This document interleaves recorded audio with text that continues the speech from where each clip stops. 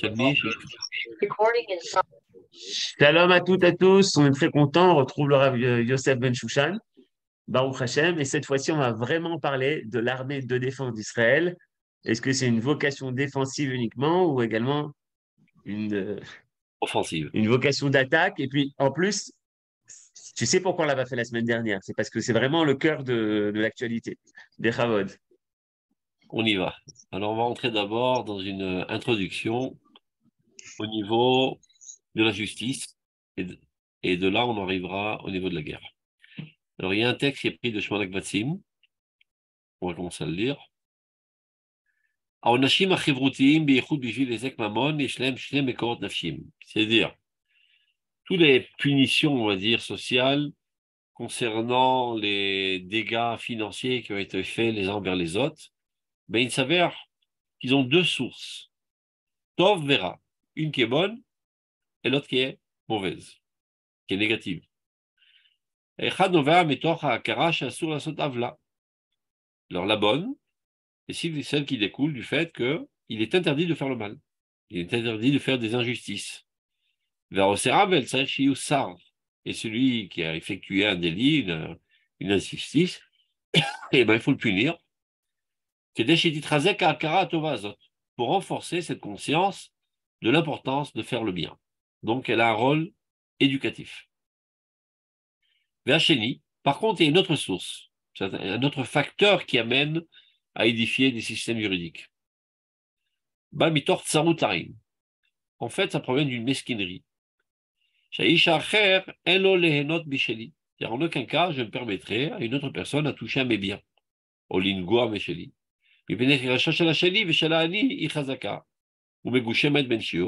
Parce que ce sentiment de mes biens, de ce qui m'appartient, etc., est très très fort en moi, de manière exagérée.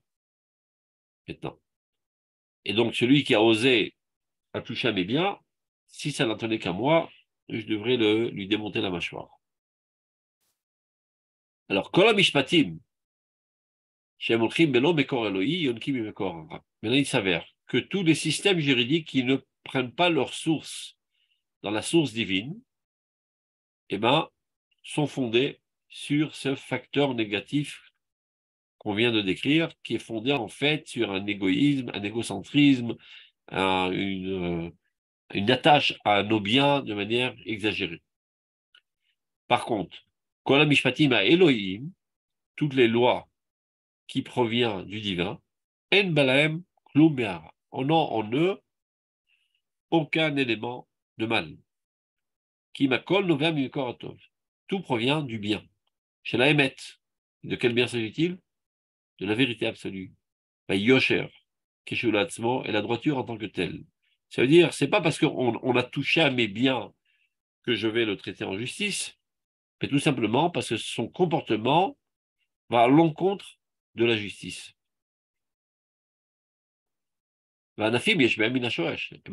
Comme dans toute chose, les branches sont en relation avec la source, avec la racine.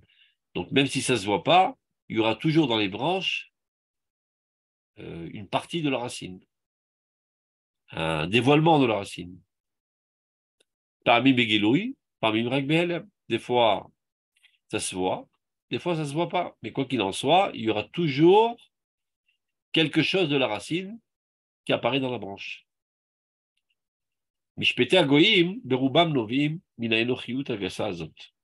Donc, toutes les lois d'Egoïm, et donc de là on arrive à tous les systèmes juridiques du monde entier, mis à part celui qui devrait être dans le peuple d'Israël, découlent tous de cet égocentrisme grossier. Shalea Blouya, Chevra politique sur laquelle est pour l'instant fondée la société humaine.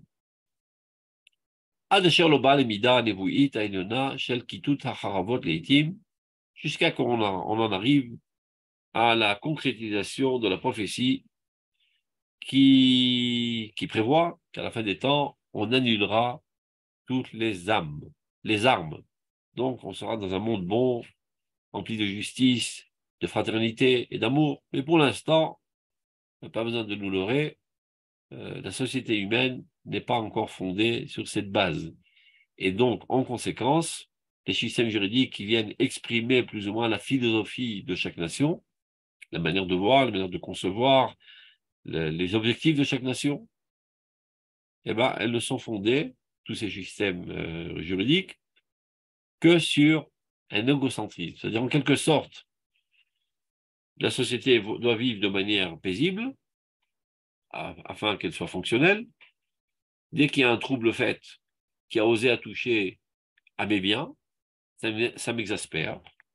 Donc, si ça n'entenait qu'à moi, comme j'ai dit tout à l'heure, je lui démontais la mâchoire, mais c'est pas réalisable parce que ça va mener à une certaine anarchie. Donc, la société paye des mercenaires pour casser la figure aux enquiquineurs. C'est qui ces mercenaires? C'est les juges et les flics. Quand derrière cela, il n'y a aucune vocation éducative d'amener ce camp à un comportement moral, ou bien même une inspiration quelconque à élever la société de manière générale, et à plus forte raison la société humaine, à un niveau de moralité, c'est pas ce qui nous intéresse, la seule chose qui nous intéresse, qu'on ne touche pas à mes biens, moi, en tant qu'individu dans la société. Par contre, voyons quelle est l'approche du peuple d'Israël. Et conséquemment à cela, on en arrivera aussi aux guerres d'Israël.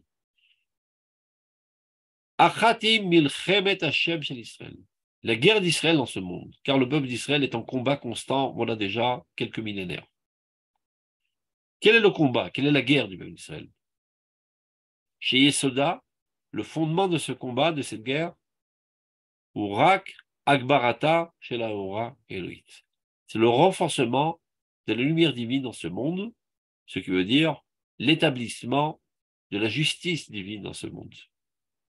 Adoresh et Descend de Mishpat, pour que cette lumière divine puisse apparaître, évidemment, cela nécessite de fonder la société sur la justice. Mimekorato, mais dans sa source bonne. Non pas une source, comme on a vu précédemment, fondée sur un égoïsme, un égocentrisme, mais sur une volonté sincère d'éduquer l'humanité et de l'élever du point de vue moral.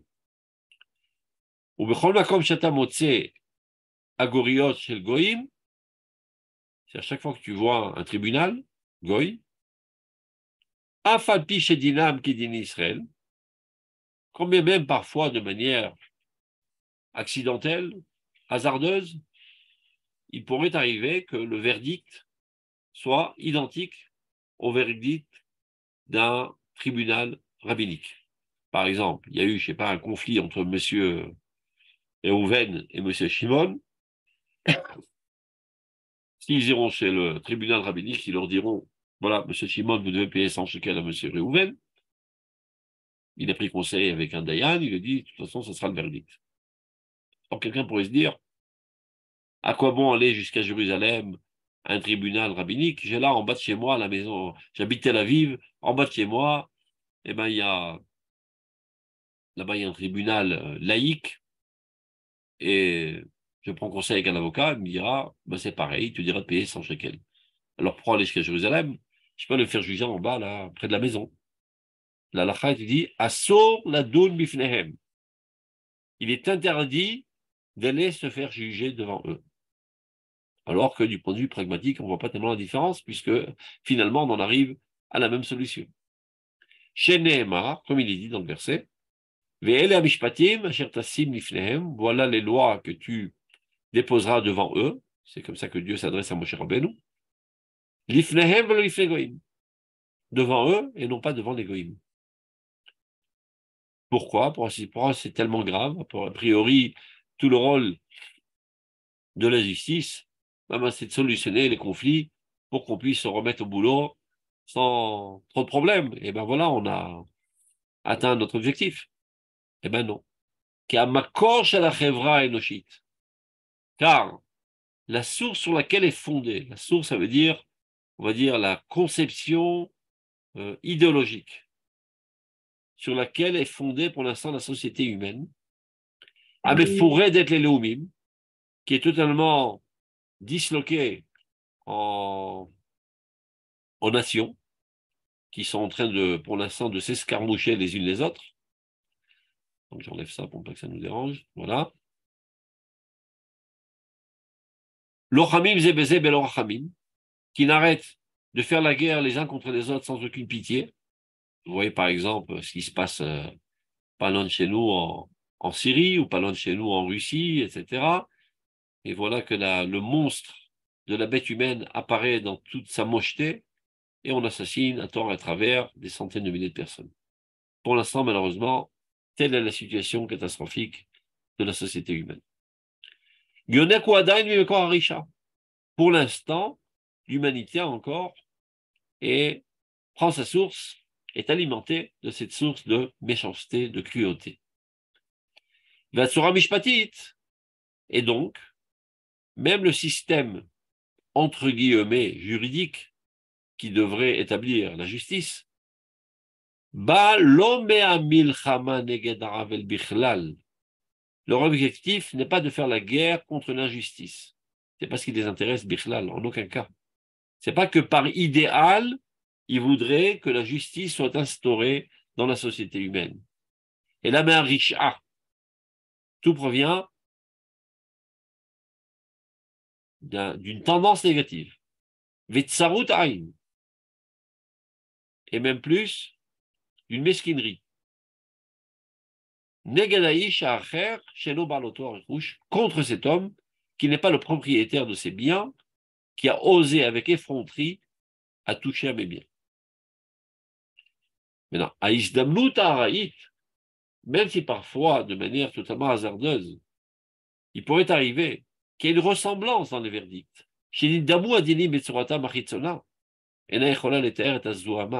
C'est pas ça qui va purifier la saleté originale, c'est-à-dire qui se cache à l'origine de ce qu'ils proposent.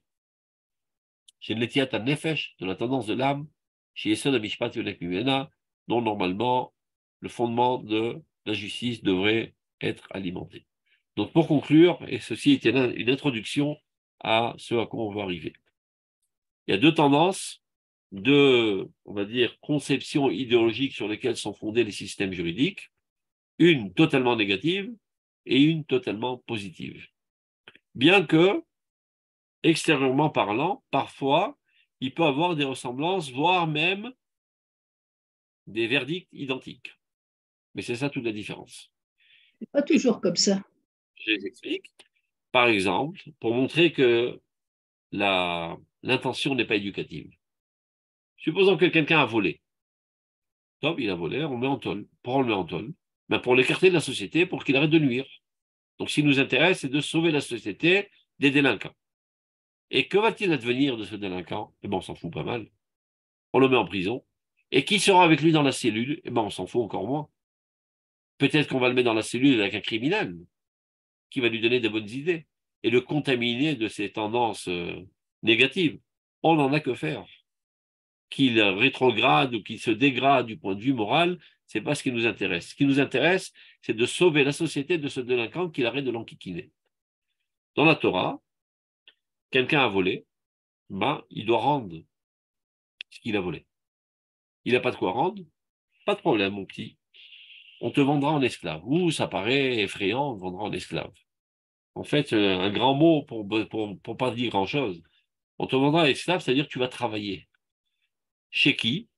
Eh bien, on te placera dans une famille qui est normale du point de vue moral. Que tu apprennes les bonnes manières. Tu vois comment on parle avec sa femme, comment on parle avec ses enfants, comment on se comporte.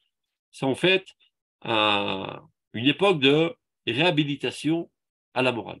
Ce qui c'est pas de sauver les biens de celui qui a été attaqué, mais d'éduquer le délinquant, de le remettre sur les rails. Ça, c'est l'échelle individuelle, mais de manière générale, globale, ce à quoi le peuple d'Israël aspire constamment, depuis 3-4 millénaires, c'est d'établir la société, dans la société humaine, la justice, la bonté de cœur, la fraternité. C'est ça la guerre du peuple d'Israël. Donc, ceci se reflète dans nos systèmes juridiques qui sont divins. On va voir maintenant comment ça se reflète dans une dimension bien plus complexe qui s'appelle la guerre. Alors, peut-être, si je peux me permettre, peut-être ça fait allusion qu'on se rapproche de l'ère messianique, parce que dans les nations, il y a beaucoup d'essais et beaucoup pour que ça devienne plus moral, et c'est plus tout à fait vrai. Ça se pourrait, mais malheureusement, en grande globalité, on va dire, c'est pas encore la situation. Même dans l'État d'Israël, sachez-le, dans les systèmes juridiques laïques, c'est pas exactement ce qui les intéresse, la vérité absolue, et ni encore la justice, pour le moins qu'on puisse dire. Malheureusement, j'ai eu l'occasion à plusieurs reprises d'être présent au Beth Mishpat, pas pour moi, parce que je suis pas un délinquant, on m'avait invité à venir voir, et parfois c'est tordant de rire, malheureusement, tellement c'est ridicule, et tellement c'est manquant de justice. Ce que cherche la plupart du temps le shofet, c'est-à-dire comment on dit ça, le shofet en français, Juge. le juge, c'est d'être proche de la loi, de manière que s'il y a un rappel, qu'il puisse être couvert. Je vous raconte juste une petite anecdote, on fait vite parce qu'on n'a pas tellement de temps. Je me rappelle, c'était une accusation contre quelqu'un qui avait construit, je sais pas, une chambre de plus sans permission de la mairie. Alors, le voisin d'en face qui l'accuse, parce que ça lui porte préjudice apparemment. Alors l'avocat, il montre une photo au juge, il dit, mais regardez, monsieur le juge, elle est plus cette chambre, on l'a démolie. Le juge, il regarde, il dit, mais eh ben oui, il a raison, alors pourquoi vous l'accusez toujours? Il montre ça à l'avocat de l'accusateur. Il dit, mais monsieur le juge, c'est pas la maison en question, et c'est même pas la rue en question. Alors le juge, il dit à l'autre, mais alors qu'avez-vous à dire? Eh ben j'ai essayé. Et on continue, comme si de rien n'était, alors qu'on devrait le balancer par la fenêtre, ce salaud. On s'en fout pas mal. Tous les coups sont permis. On essaye. Alors on voit bien qu'on a affaire à un truand qui est représenté par un avocat encore plus truand que lui. Donc la justice, on n'en a que faire. Eh bien, sachez que ce n'est pas le cas dans un véritable jugement fondé sur la Torah. Car lorsque le juge sait pertinemment, par une sensation profonde, que ce bonhomme, c'est un salaud, même s'il a, on va dire, les critères pour gagner le jugement, parce il a deux témoins, il a des preuves à l'appui, il ne fera pas la sentence. Il dira, toi, c'est repoussé, on va dormir. Et il trouvera une astuce pour faire cracher la vérité. Une histoire à l'époque du Ben Ishraï, si je me rappelle bien, où il avait ressenti aussi qu'il y avait un truand, mais il n'y avait pas de preuve.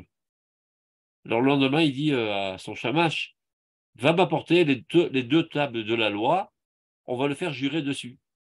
L'autre, il a entendu les deux tables de la loi, il a commencé à trembler, à suer, et il a craché le morceau, je m'excuse, je laisse tomber. Et comment se fait-il qu'un juge puisse mentir et dire on va porter les deux tables de la loi? En fait, il a dit Shnei Luchot Habrit, c'est le rachet du livre du Shla. Le Shla Kadosh a écrit un livre qui est un pirouche, mais sachant que cet abruti ne connaissait pas tellement les sources toraniques, et que par cela, il aurait la trouille et qui cracherait la vérité. Donc, un véritable juge qui est fondé sur la Torah, sur la crainte de Dieu, ce qui l'intéresse, c'est que la justice divine soit établie. Ve Elohim nitzav ba'adat el, dit le pasuk. Dieu se tient dans le tribunal. C'est ça ce que ressent un véritable juge. Ce qui l'intéresse, ce n'est pas que celui-ci gagne, et qu'il soit couvert. Ce qui l'intéresse, c'est que la justice apparaisse. Et très souvent, il y a des femmes qui sont harcelées par des sales maris qui ne veulent pas donner le guet et qui font toutes sortes de mensonges, et le juge le ressent. Alors, il trouve toujours des tactiques pour finalement venir au sauvetage de la pauvre victime. Parce qu'il intéresse Elohim Nitzav Adatel. Même quand Yitro est venu réprimander Moshe Rabbeinu, il a dit, mais tu vas craquer, c'est pas possible, tu es debout toute la journée et tout le peuple d'Israël vient se faire juger devant toi. Qu'a répondu Moshe Rabbeinu? Qui a voa Amela et l'Hydroche et Elohim. Le peuple vient vers moi pour demander Dieu. Chez nous, la justice est divine. Chez nous, c'est pas seulement quelque chose de fonctionnel pour qu'on puisse continuer à travailler en silence. Ce qui nous intéresse, c'est de faire apparaître la lumière divine dans ce monde. Donc, maintenant, on rentre dans notre sujet de la guerre. Il y a une Mishnah dans Masechet Shabbat, page 63, qui dit la chose suivante. Lo yetze aish lo b'sraif velo bekeshet velo betris velo be'alav velo beromach. Dans les interdictions de transporter Shabbat, de faire sortir de Shut Yachid au Shut Rabim, c'est-à-dire du domaine privé au domaine public, on le sait, c'est un interdit de la Torah, un de la Matet Melachot, eh bien, il est interdit de sortir avec des armes. Donc là, il y a toute une émulation des différentes armes. Vim Yatzah Haef Hatat. Celui qui est sorti avec cette arme, eh ben, il doit apporter un sacrifice s'il a fait ça Beshogeg, ou bien Mita s'il a fait ça Bemizid. Rabbi Eliezer Omer, maintenant on va voir une opinion qui vient contredire le Tanakama. Dit Rabbi Eliezer, Tarchitin Ello. Eh ben non, il n'est pas passible de mort et même pas passible d'apporter un sacrifice, car c'est un bijou. Et on sait très bien qu'il est permis de sortir dans la rue avec des bijoux. Drôle de bijoux, on dit. Alors imaginez, pour l'anniversaire de votre femme, au lieu de l'acheter des boucles d'oreilles, vous lui achetez 2 mitraillettes qu'elle accrochera à ses oreilles. C'est ce que prétend Rabbi Eliezer. Les armes sont des bijoux. Ils ne comprennent pas du tout l'intervention de Rabbi Eliezer. Enanela, les gnailles. Les armes, c'est quelque chose de détestable. Ça mène à mort. Comment oses-tu appeler ça un bijou? Et preuve à l'appui, ils apportent un verset, comme il est dit dans Ishaïa Bet Dalet. À la fin des temps, ils transformeront leur épée en socle, c'est-à-dire c'est des choses d'agriculture. Vechanitotem le masmerot, c'est pareil, ils leur lancent des trucs pour faucher le blé. Donc on voit bien que l'objectif final est d'abolir totalement le système de la guerre et d'arriver à être tous pacifiques, et à tel point qu'on n'a plus besoin d'armes, et on se servira de cette ferraille pour faire des ustensiles agricoles. Donc comment oses-tu dire que c'est un bijou? Loïsagoy Golcherev, les nations n'élèveront pas l'arme les unes contre les autres, et ils n'enseigneront même plus l'art de la guerre. Donc ça remet en question l'opinion de Rabbi Eliezer. Voyons ce que dit la Gemara. Tania, Amroulo la Rabbi Eliezer, ils ont objecté à Rabbi Eliezer. Si toi tu prétends que les armes sont des bijoux et de ce fait même il est permis de sortir armé dans le domaine public, évidemment on ne parle pas dans une situation dans laquelle il y a un danger imminent, alors là c'est évidemment qu'il est permis de sortir avec son arme. Pas dans une situation totalement pacifique, aucun danger, il n'y a pas de terrorisme, rien du tout, et stable, je ne sais pas ce qui te prend, tu as envie de te balader avec ta mitraillette sur ton cou. Alors il lui dit, si tu prétends que ce sont des bijoux, alors pourquoi à l'époque messianique les armes seront abolies? Si c'est un bijou, donc c'est quelque chose de bien, c'est quelque chose de positif. Alors pourquoi dans l'époque la meilleure du peuple d'Israël, les armes seront abolies? Au contraire, on devrait les mettre en piédestal si c'est quelque chose de positif. Alors il rétorque, Rabbi Eliezer,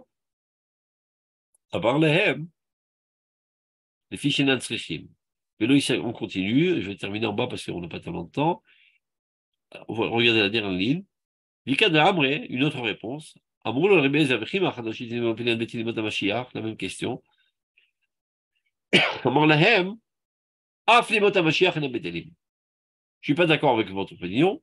Selon mon opinion, même à l'époque messianique, les armes ne seront pas annulées. Il y aura aussi des armes et il y aura aussi de la guerre à l'époque messianique.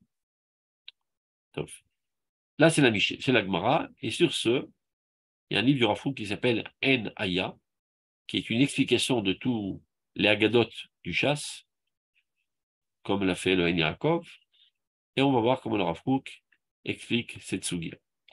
Et de là, on va comprendre quelle est la vocation de l'armée d'Israël. Donc on reprend. La question de la Gemara. Si tu prétends que c'est des bijoux, alors pourquoi ils sont abolis à l'époque messianique? Je ne suis pas d'accord avec ce que tu prétends. À l'époque messianique, les armes ne seront pas abolies. Alors là, il commence, le Rav Kook. Il y a différents niveaux qui peuvent apparaître dans ce monde. Et dans ces deux possibilités peut apparaître la rédemption du peuple d'Israël. Et commenceront les temps messianiques. Car il s'avère que, à Kherev, l'épée, c'est-à-dire de manière plus élargie, les armes, et Charchetier, Meshameshet, Lorak Betogmagen, il se peut que l'arme n'a pas seulement un rôle de protection, Magen Veshomer et Shalom Shelo Yufar, pour préserver la paix pour ne pas qu'elle soit annulée. C'est ce qu'on appelle Mazan et Mim, l'équilibre de terreur. Ça veut dire, les Russes disent j'ai la bombe atomique, les Américains leur répondent nous aussi on a la bombe atomique, donc pas intérêt d'appuyer sur le bouton, sans quoi on va tous disparaître. Équilibre de terreur. Donc ça c'est un des rôles de l'arme, c'est de garder le cessez-le-feu, de garder un certain shalom, entre guillemets, une certaine paix. En fait, c'est plus un équilibre de terreur. Donc ça, c'est un des rôles de l'arme. Il se peut, dit le Rav, que l'arme n'ait pas que cette fonction. Ki'im, mais encore, yela tafkid levarer kotzim lachni haritzim, qu'elle ait un rôle actif de brûler les épines et de soumettre les tyrans. C'est-à-dire, je ne suis pas à la défensive, comme s'appelle aujourd'hui l'armée d'Israël, l'armée de défense d'Israël. C'est-à-dire, moi, je reste silencieux dans mon coin, tant qu'on ne m'enquiquine pas, eh ben, mon armée, elle est dans un état latent. Dit le Rav, il se peut que l'armée ait un autre rôle, de prendre les devants et d'aller dans les contrées les plus lointaines du globe terrestre, c'est-à-dire ça n'a aucun rapport avec la sécurité du peuple d'Israël, pour brûler les épines et soumettre les tyrannies. Éradiquer les tyrannies du monde. N'oubliez pas ce qu'on a appris quant au jugement. Et ce qui nous intéresse, c'est de sauver l'individu de son agresseur ou bien d'élever le niveau de lumière divine dans ce monde, qui veut dire renforcer la morale dans le monde, établir la justice et la bonté dans la société humaine. Telle est la guerre d'Israël, voilà déjà des millénaires. Au Mikol Makom, chez ta voix achat, quand viendra le temps? N'oubliez pas que ce texte a été écrit il y a environ 120 ans. Il n'y avait pas l'État d'Israël, et c'était même avant qu'on soit sous le mandat britannique, c'est à l'époque des Turcs. Combien de Juifs il y en a en Israël à cette époque? Quelques dizaines de milliers. Ni souveraineté, ni force juive, ni armes juives, rien. Un petit peu la brigade juive qui avait commencé, etc. Mais ça pourrait paraître une utopie totale à l'époque où le Rav Kook écrit ce texte. Regardez. Keshetavo Asha, quand viendra le temps? Que le peuple d'Israël arrivera à son repos et à son héritage, c'est-à-dire sur sa terre, dans sa paisibilité. Fini l'exil, fini les souffrances de l'exil, fini les pogroms, fini les poursuites, on revient finalement dans notre paisibilité normale. La main de Dieu se reposera sur lui, avec tendresse, pour le protéger. Vingamba'atid. Et si, dans le futur, Asher Knesset Israël Tashuv Legdulata, dans laquelle le peuple d'Israël reviendra à sa grandeur. Après 2000 ans d'exil, on a été totalement brisé, éparpillé, frustré, annulé. On reviendra à notre grandeur. Il se peut très bien, dit le Rav, il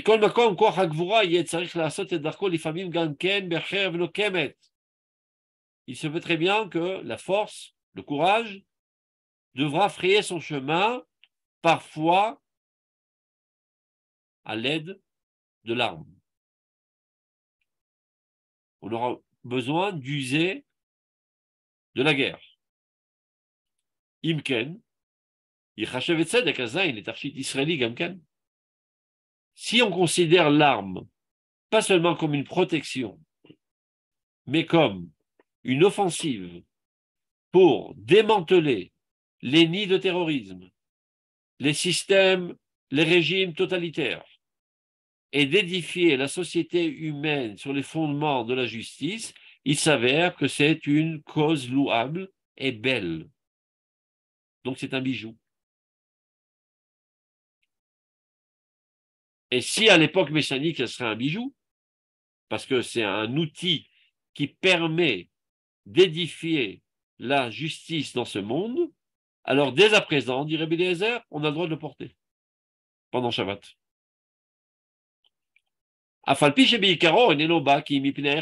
Bien que, bien entendu, dans sa définition même, l'arme n'est pas un idéal, c'est un besoin, parce qu'on a affaire à des loups, parce qu'on a affaire à des salauds, sans quoi les belles paroles elles-mêmes pourraient suffire pour convaincre les bonnes âmes à se comporter comme il le faut. Mais essayer de convaincre Hitler de se comporter comme il faut avec des belles paroles, ou bien de convaincre le Hamas, ou bien de convaincre la Russie, vous pensez vraiment que ces beaux salauds vont être intimidés par un sermon moral? Ils ne comprennent que le langage de la force. Donc, bien que c'est a posteriori l'âme, mais malgré tout, parfois, c'est un moyen qui est au service de la morale. Et donc, si elle est au service de la morale, qui la morale est un dévoilement de la lumière divine dans ce monde, alors l'arme peut être considérée comme un bijou. Shlilat Atarchit, quand est-ce qu'on fait la négation totale de l'arme et qu'on ne peut pas la considérer comme un bijou?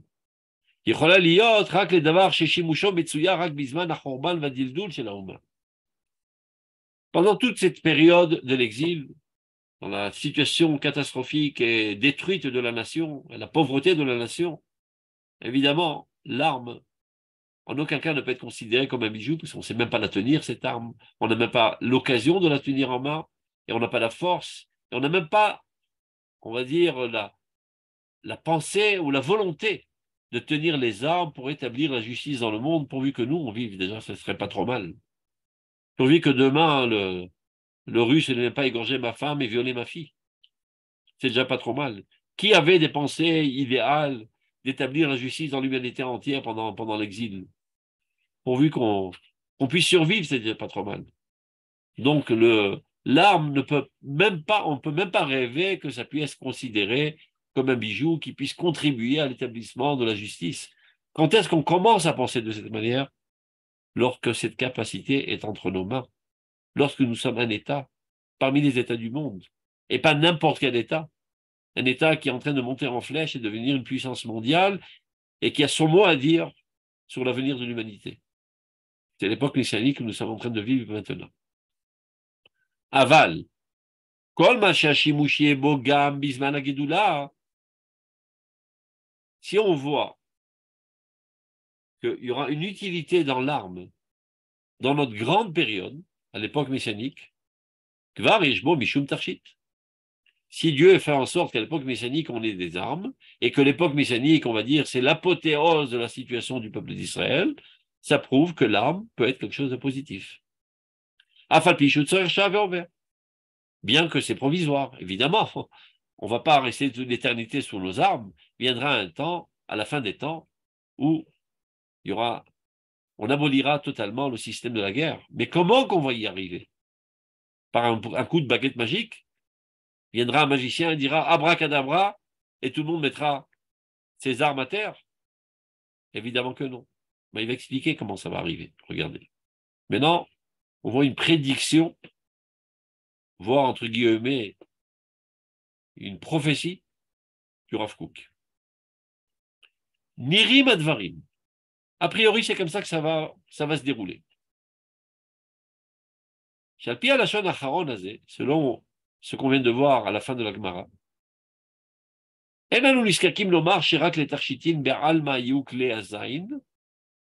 c'est pas seulement un bijou, stam, parce que on a envie de dire que c'est un bijou, mais il explique pourquoi. Et là, chez Israël, viendra un temps où le peuple d'Israël fera la guerre. Il faut savoir que c'est un honneur de faire la guerre. À Auschwitz, on n'a pas fait la guerre. On se faisait égorger. On se faisait brûler. On n'était pas à même de penser qu'on puisse être capable de faire la guerre. Le fait qu'on fasse la guerre, c'est une situation grandiose, psychologique pour le peuple d'Israël. Une confiance en soi, une légitimité de notre existence. Lorsque le Rav Kook écrit Céline, la conscience collective du peuple d'Israël est très très loin de cela encore. Viendra un jour où le peuple d'Israël fera la guerre. À cette époque où encore l'humanité entière sera recouverte de ténèbres du point de vue de sa situation morale. Et toutes les injustices et les crapuleries, etc., n'auront pas encore disparu du monde. Yavo Israël, viendra le peuple d'Israël, Imlouchato, dans sa situation de paisibilité sur sa terre, qu'aider la voile Megamad Panav, pour réaliser son objectif, son idéal, Vichiyuto, Amechouvenet Be'artso Mamlachto, et sa vie, qui est orientée sur sa terre et sa souveraineté. Vimir Ashu Hamon Goyim, et si pas mal de peuples vont commencer à bourdonner, la Kumala Vodapam, pour s'élever encore à nouveau contre lui, pour l'exterminer.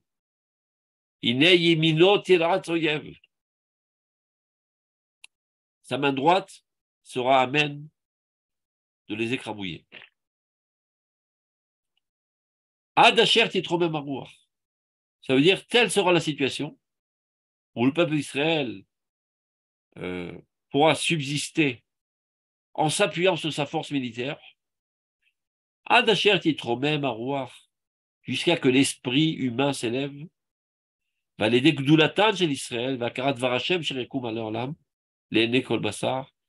Et alors l'humanité reconnaîtra la grandeur du peuple d'Israël, la divinité qui se trouve en eux, aux yeux de tous. À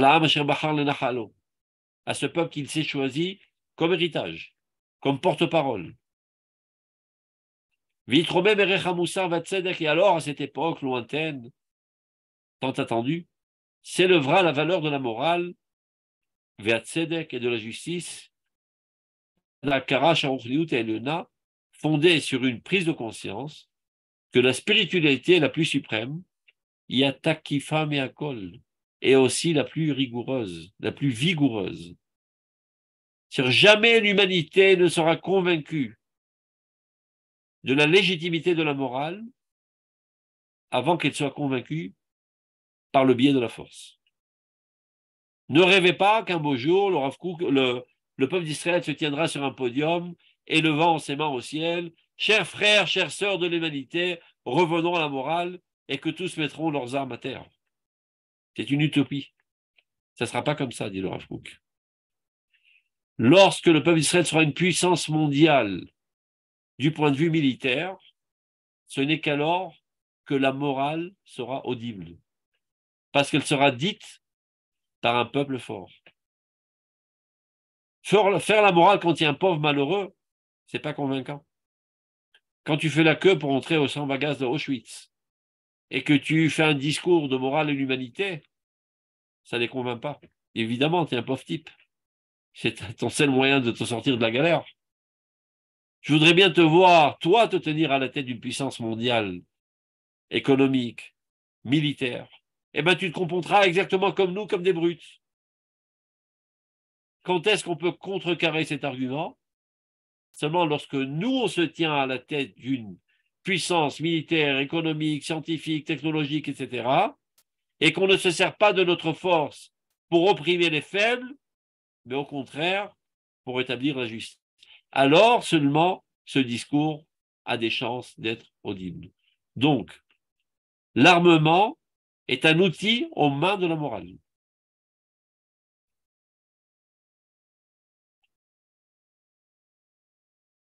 Regardez. Itromem erech amoussar. Sera élevée la valeur de la morale, ça veut dire dans la conscience des hommes. Ve'atzedek, et la justice. Mitzada akara, seulement s'appuyant sur la conscience, sharuchniut eliona, que la spiritualité la plus suprême, Yetakifa me'akol, et aussi la plus puissante. Qui dvar Hashem sur la mimi. Car cette morale, ce n'est pas une invention humaine, ce n'est pas une faiblesse, comme prétendait Hitler. Il n'a pas inventé de lui-même, Hitler, la solution finale. C'était fondé sur une philosophie de dire qu'au début de l'histoire humaine, l'homme était fort et viril et faisait ce qu'il avait envie de faire. Il veut tuer, veut assassiner, veut violer, tout est permis.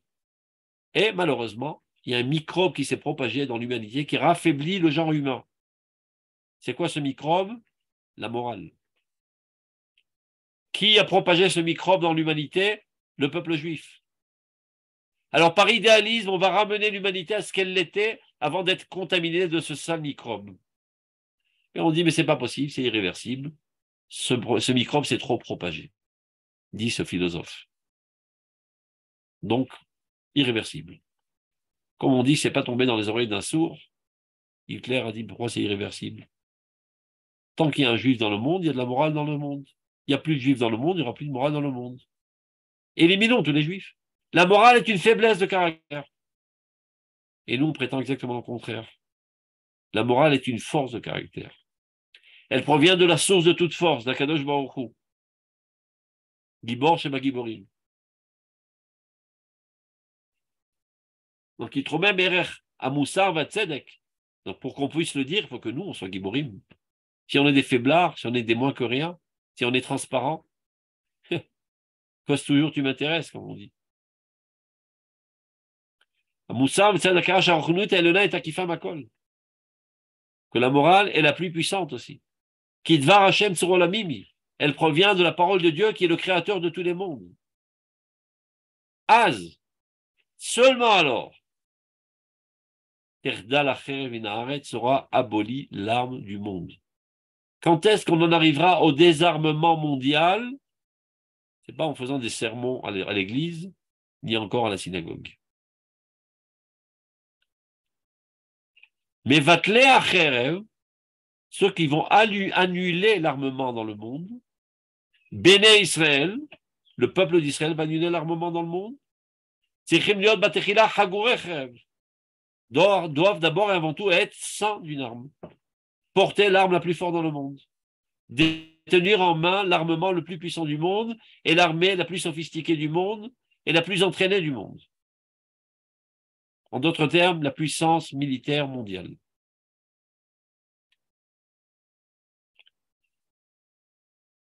La démonstration de leur force doit venir et être mise à l'œuvre dans le monde de l'action. Il ne suffit pas de dire, faire des beaux discours, nous sommes les détenteurs de la morale absolue, nous avons la force. On a bien envie de vous voir à l'œuvre. Eh bien, ils nous ont vus à l'œuvre. Ça fait 75 ans qu'ils nous voient à l'œuvre. Ça fait 75 ans que tous les pays arabes essaient de nous détruire, encouragés, soutenus par pas mal de crapules qui se prétendent être nos amis, qui haïssent notre existence. On est comme un os dans la gorge, qui dérange la civilisation actuelle fondée sur la malhonnêteté, sur la jalousie, sur l'hypocrisie. Et le peuple d'Israël vient pour rétablir la vérité et l'honnêteté et la justice dans le monde. Ça dérange pas mal de conscience. Et c'était même une audace de la part du peuple d'Israël. Après qu'on ait réussi à l'exterminer et l'enterrer profondément sous terre, voilà que ce mort se relève de sa tombe, se redresse et commence à donner même la direction de l'histoire humaine. Quelle audace! Alors, essayons de le réenfoncer sous terre.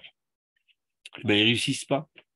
Ils ont essayé à plusieurs reprises et maintenant ils sont convaincus qu'ils sont plus capables.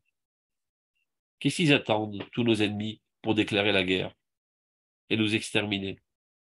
Il y a pas mal de pays arabes autour de nous, soutenus par la chrétienté, qui sont les pires de nos ennemis. Mais ils ont essayé, ils n'ont pas réussi. Alors on fait un combat de lâches. Alors un tireur d'élite se cache bien dans une maison et par la fenêtre, il tire une balle sur un petit bébé dans son berceau. C'est le grand Gibor.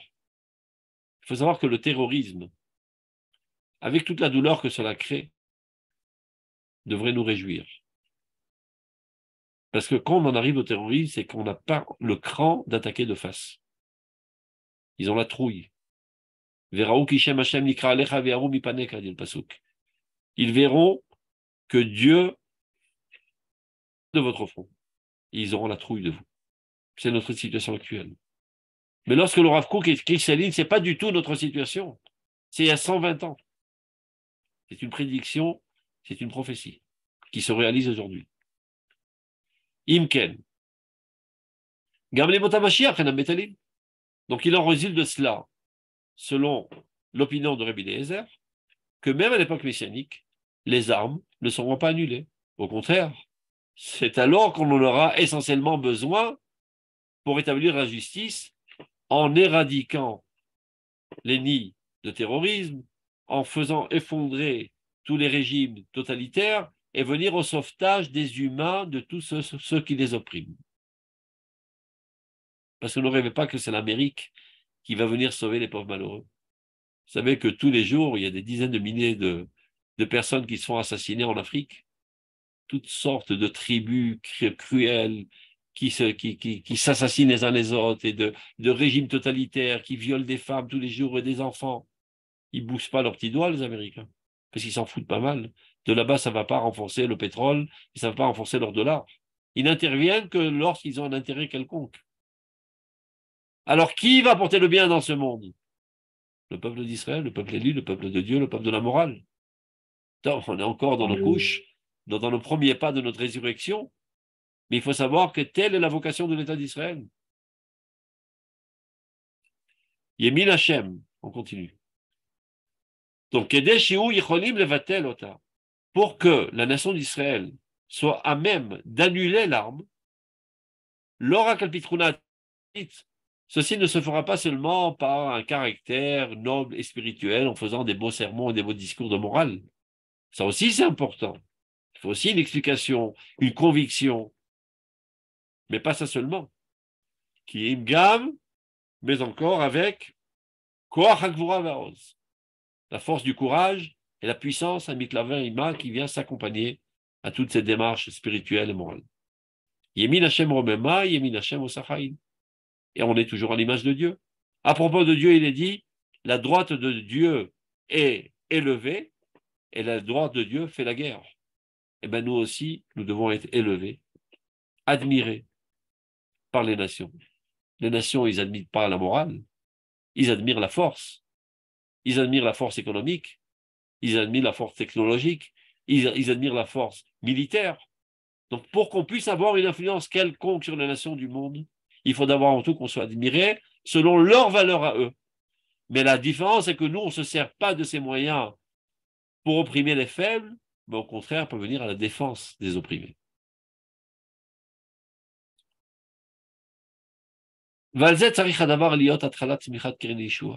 Sachez, dit le Rav Kook, c'est comme ça que sera déclenché le processus de notre délivrance, de la rédemption du monde par l'intermédiaire de la rédemption du peuple d'Israël. Alors que les ténèbres encore auront une emprise sur l'humanité entière. Car la lumière parfaite n'apparaîtra que par la lumière d'Israël, avec Doulatan, Mefoal et leur grandeur de fête. Pas faire des beaux discours, nous sommes courageux, nous sommes forts. Ça, c'est pas convaincant. Il faut montrer sur le terrain que quoi qu'il arrive, nous sommes toujours capables de renforcer la situation et de la gagner à la guerre. Ce n'est qu'alors qu'ils seront convaincus de notre force militaire et qu'ils seront audibles à notre message moral.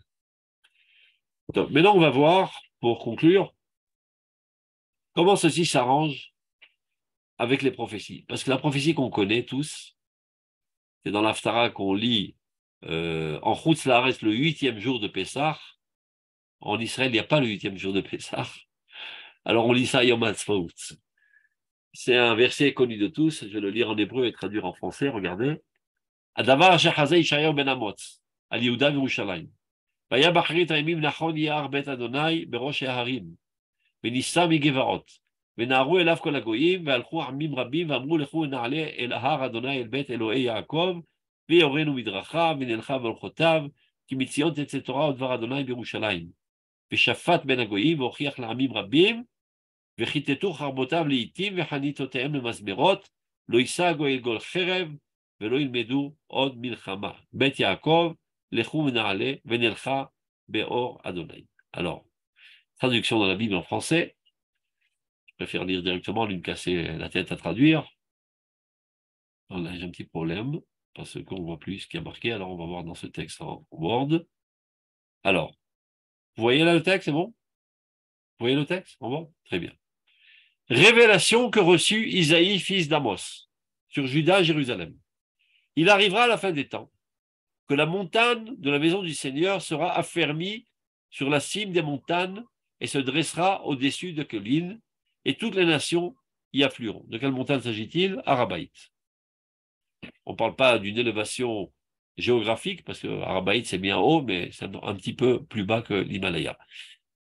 C'est une hauteur d'importance. Et nombre de peuples iront en disant: Or ça, gravissons la montagne de l'Éternel, pour gagner la maison du Dieu de Jacob, afin qu'il nous enseigne ses voies, et que nous puissions suivre ses sentiers, car c'est de Tzion que sort la doctrine, et de Jérusalem la parole du Seigneur.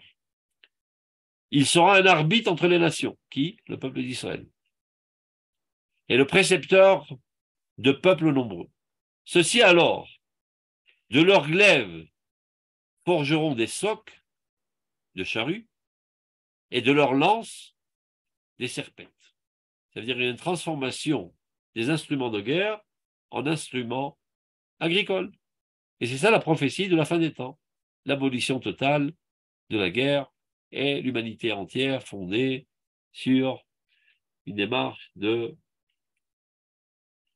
comment on dit ça, qu'on n'aime pas la guerre, j'ai oublié le mot, vous avez compris, pacifisme. Un peuple ne tirera plus l'épée contre un autre peuple, et on ne prendra plus l'arme des combats. Maison de Jacob, allons, marchons à la lumière de l'Éternel. Donc, cette prophétie, la quasi-totalité des Juifs en ont entendu parler au moins une fois dans sa vie. Maintenant, regardez une autre prophétie, un peu moins célèbre. Là, pourquoi on parle du Dieu de Jacob et pas d'Israël? Essayez de comprendre vous-même, vous allez voir. C'est la symbiose entre le din et la rachamim. On ne peut pas établir la bonté dans ce monde sans le din. Il y a des rêves qui pensent qu'on peut établir la société humaine sur le chesed, c'est le christianisme. Et ça a mené à verser le sang à tort à travers. On connaît bien leur bonté de cœur. Le chesed doit être limité par le din. On ne peut pas fonder l'humanité que sur la bonté de cœur. Il faut aussi qu'il y ait un mishpat qui a causé un tort, tu as démonté la voiture de ton prochain par un accident. Ben, il faut que tu payes. Tu ne peux pas lui dire embrassez-vous les uns les autres et pensez au Messie. C'est Yitzhak plus que Jacob alors. Non, il faut les deux ensemble. Le din tout seul, ça amène aussi à l'agressivité. D'ailleurs, dit le Maharal, l'extrémisme du chesed, qui est Abraham, c'est de dire que peu importe, on s'aime tous, donc peu importe à qui appartiennent les biens, on en arrive au vol. Donc l'épluchure, la psolète d'Abraham, c'est Ishmaël qui est un voleur. Yedobakol Viat Kolbo.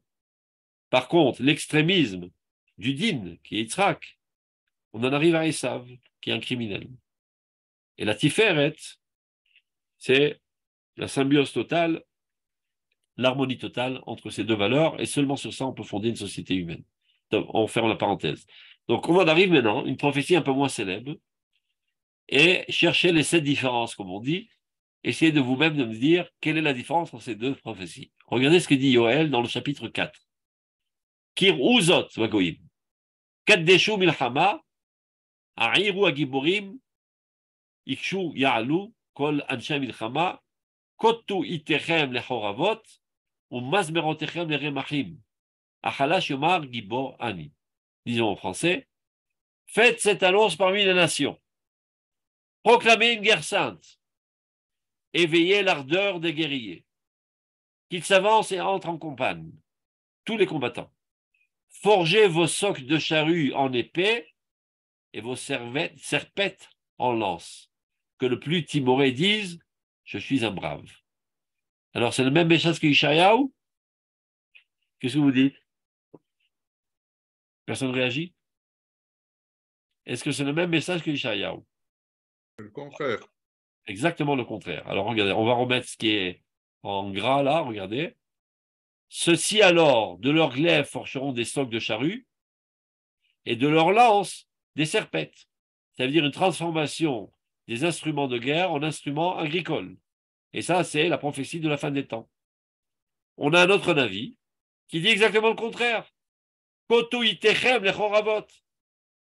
Transformez vos pelles en épée.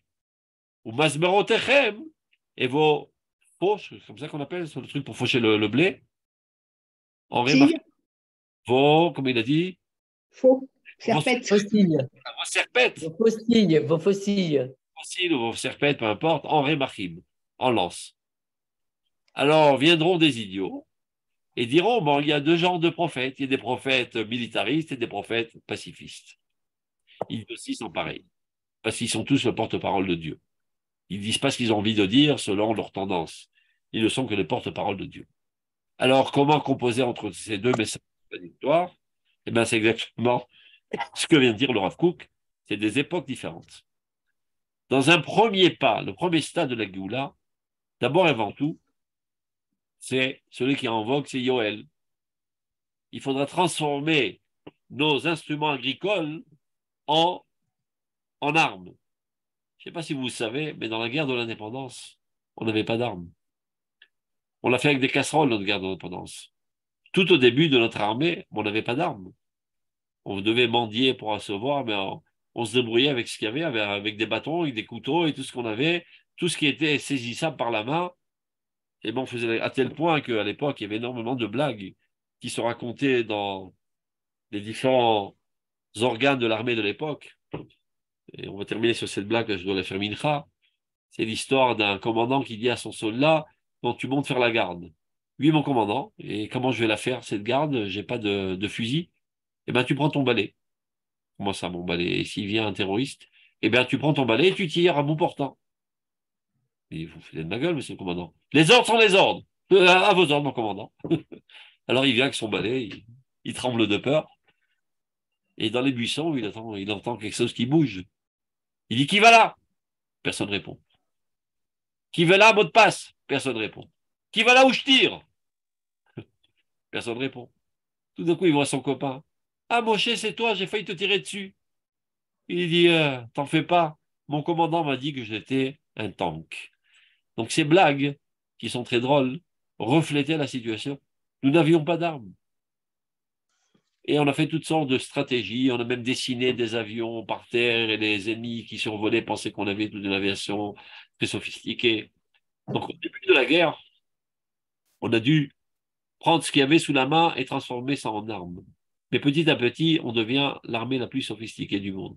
Et seulement alors, lorsqu'on sera une puissance mondiale, on pourra concrétiser et réaliser la prophétie de Ishaïaou, ou d'amener l'humanité entière à transformer leurs armes en instruments agricoles. Ça veut dire, le jour où le peuple d'Israël donnera l'ordre à l'humanité entière, aux armées du monde, de mettre les armes à terre, c'est parce que ils n'auront pas le choix.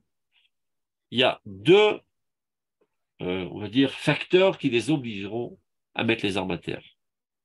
D'abord, avant tout, parce qu'ils n'ont pas intérêt à se frotter à nous, qui s'y frottent s'y piquent. Tellement on sera fort. Deuxièmement, notre ordre sera convaincant qu'il provient d'une source positive de l'amour du bien. Car, si on demande de mettre les armes à terre parce qu'on est des faiblards, c'est pas convaincant, c'est tout simplement ce que vous appelez un autre moyen de vous protéger. Mais lorsque nous, on a une puissance mondiale et on ne s'en sert pas pour opprimer les pauvres et les faibles, mais au contraire pour venir à leur sauvetage, alors on peut convaincre les autres que notre demande ultimative de mettre les armes à terre ne provient pas d'une faiblesse, mais au contraire d'une force de caractère de vouloir adhérer à la morale. Tout comme on l'a vu au début, la justice chez nous, c'est exactement la même chose. Ce n'est pas pour écarter les énergumènes qui pourraient nuire au silence de la société et prendre revanche, etc. Ce qui nous intéresse, c'est d'élever le niveau de la morale. Donc ceci apparaît au niveau du système juridique, ceci doit apparaître aussi au niveau de l'armée d'Israël. Pour l'instant, où on en est, on s'appelle Tzahal, Tzva Hagana d'Israël. L'armée de défense du peuple d'Israël, c'est déjà pas mal, parce qu'on n'était même pas à ce niveau il y a 75 ans. Lorsque les Juifs sont faits griller en Europe, eh ben, les Juifs d'Afrique du Nord ne sont pas venus à leur secours. Et en Afrique du Nord même, lorsque les Juifs d'Algérie se sont fait égorger par les Arabes, ni les Juifs de Tunisie ni du Maroc ne sont venus à leur secours. On n'avait même pas un amour propre de nous aimer, de venir au secours de nos frères. Aujourd'hui, Baruch Hashem, tout individu juif qui vit en Eretz Israël a en lui cette disposition, à tout instant, de sacrifier sa vie pour venir au secours des Juifs. Et donc, l'armée d'Israël aujourd'hui, elle reflète notre situation spirituelle. On est au niveau de Ahavat Israël. On aime le peuple d'Israël au prix même de notre vie. Mais on doit gravir un échelon. Ahavat Adam, l'amour de l'humanité entière. Cette volonté profonde d'amener l'humanité entière à la connaissance de Dieu, ça veut dire d'établir les sociétés humaines sur le fondement de la justice divine. Et pour ce, il ne suffira plus d'être Tzahal, Tzva Hagana d'Israël, mais Tzva Atkafa d'Israël, à l'offensive, pour aller dénicher tous les nids de terrorisme qui ne pourraient pas seulement nuire à l'État d'Israël, mais nuire à l'humanité. Et d'éradiquer les systèmes et tous les régimes totalitaires qui font souffrir leur population. C'est pour ça que je dis on n'en est pas encore là, parce que malheureusement, aujourd'hui, il y a encore des Juifs en Eretz Israël qui ne sont pas capables d'envoyer leurs enfants sur le front de peur qu'il leur arrive noise, qui ne sont pas encore assez mûrs pour comprendre qu'il faut parfois mettre en danger sa vie pour le bien de sa nation. Donc on est encore loin de comprendre, de mettre en danger notre vie pour d'autres nations. On y arrivera, Bézat Hachem. Mais si on ne le dit pas, on n'y arrivera jamais. Tout commence d'abord par l'étude, par la compréhension, par la conviction, et après ça se reflètera et ça se propagera dans toute la société. Après, ça aura une expression politique, et après, ça sera des faits réels dans notre existence quotidienne. Alors, on sera Tzva Hashem l'Israël, l'amour de l'armée de Dieu dans ce monde, qui vient établir la lumière de Dieu dans ce monde. Ba'agala ou Bisman Karim. Donc, je suis pressé de partir. Amen, amen. Amen. Kol Tov, shalom. Shalom, merci Rav. Merci beaucoup. Merci, Rav. Shalom, shalom. Portez-vous bien.